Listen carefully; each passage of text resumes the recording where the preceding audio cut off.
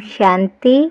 17 जून 2021 के साकार ईश्वरीय महावाक्य सुनेंगे। बाबा ने कहा, मीठे बच्चे, तुम पारलौकिक बाप को यथार्थ रीति जानते हो, इसलिए तुम्हें ही सच्चे प्रीत बुद्धि व आस्तिक कहेंगे। प्रश्न है, बाप के किस कर्तव्य से सिद्ध होता है कि वह भक्तों का रक्षक है? उत्तर है, सब भक्तों को रावण की जेल से छुड़ाना, इनसॉल्वेंट से सॉल्वेंट बनाना, यह एक बाप का ही कर्तव्य है। जो पुराने भक्त हैं, उन्हें ब्राह्मण बनाकर देवता बना देना, यही उनकी रक्षा है। भक्तों का रक्षक आया है अपने सभी भक्तों को मुक्ति, जीवन मुक्ति देने। आज का गीत है, भोलेनाथ से निराला और कोई नहीं, बिगड़ी को बनाने वाला कोई और नहीं।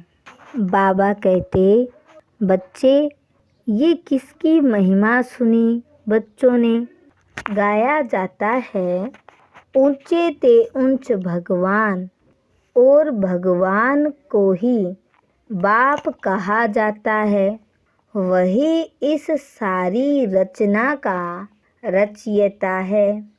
मनुष्यों को दो बाप होते हैं, एक लौकिक, दूसरा पारलौकिक। बच्चों को समझाया है, ज्ञान और भक्ति अलग अलग है। फिर है वैराग्य। इस समय तुम बच्चे संगम पर बैठे हो और बाकी सब कलयुग में बैठे हुए हैं। भक्ति मार्ग में मनुष्य बाप को भी नहीं जानते हैं। कहते भी हैं, परम पिता परमात्मा, हे गॉड फादर, हे दुख हरता सुख करता। फिर वह कह देते सर्वव्यापी, पत्थर में, कण कण में, कुत्ते बिल्ली सब में है। परमात्मा बाप को गालियां देने लग पड़ते हैं। भक्ति मार्ग में परमात्मा को यथार्थ रीति नहीं जानते हैं। तुम बाप के बने हो तो तुम हो गए आस्तिक। तुम्हारी बाप के साथ प्रीत बुद्धि है, बाकी सबकी बाप के साथ विपरीत बुद्धि है। बाबा कहते हैं, हम सभी परमात्मा बाप को याद करते हैं। हे पतित पावन आओ, हे खिवैया, हमको इस विषय सागर से निकाल क्षीर सागर में ले जाओ। गांधी जी भी कहते थे, पतित पावन सीताराम, हे राम, सब सीताओं को पावन बनाओ। तुम सब हो सीताएं, भक्तियाँ। वह भगवान सब उनको पुकारते हैं। वह तुमको पतित से पावन बना रहे हैं। तुमको कहाँ भी धक्के नहीं खिलाते हैं।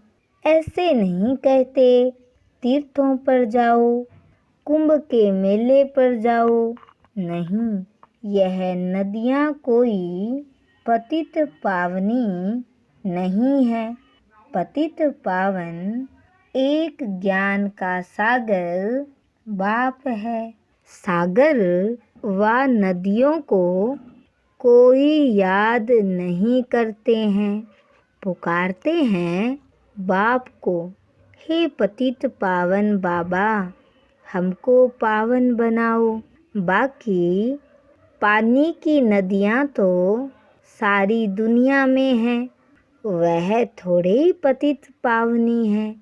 जब वह आए तब आकर पावन बनाए। मुख्य है सर्वशास्त्रमयी शिरोमणि गीता श्रीमद् भगवत माना भगवान की गाई हुई। परंतु भगवान किसको कहा जाता है यह पतित मनुष्य नहीं जानते। बाबा आप ही आकर अपना परिचय स्वयं देते हैं। गाया भी जाता है, तुम मात पिता हम बालक तेरे, तुम्हारी कृपा से सुख घनेरे। तुम्हारे इस राजयोग सीखने से सुख घनेरे मिलते हैं। अब बाप कहते हैं मौत तो सबके सिर पर खड़ा है, इसलिए अब यह एक जन्म पवित्र बनो और बाप को याद करो तो तुम तमो प्रधान से सतो प्रधान बन जाएंगे। बाप कहते हैं कोई भी देहधारी को याद नहीं करो। बाबा कहते हैं मैं साधु संत आदि सबका उद्धार करने आता हूँ। तभी कहा जाता है यदा यदा ही धर्मस्य ग्लानिर्भवति भारत अभ्युत्थानं धर्मस्य तदात्मनां सृजाम्यहम्। यह भारत की ही बात है। भारत में ही भगवान शिव आते हैं। धारणा के लिए मुख्य सार फर्स्ट पॉइंट है श्रीमत पर चलकर श्रेष्ठ ते श्रेष्ठ बनना है। सारे विश्व की सच्ची सच्ची रूहानी सेवा करनी है। आदि सनातन देवी देवता धर्म की स्थापना में बाप का पूरा मददगार बनना है। सेकंड पॉइंट है आत्मा को सच्चा सोना बनाने के लिए एक बाप के सिवाय किसी भी देहधारी को याद नहीं करना है। पारलौकिक बाप से सच्ची सच्ची प्रीत रखनी है।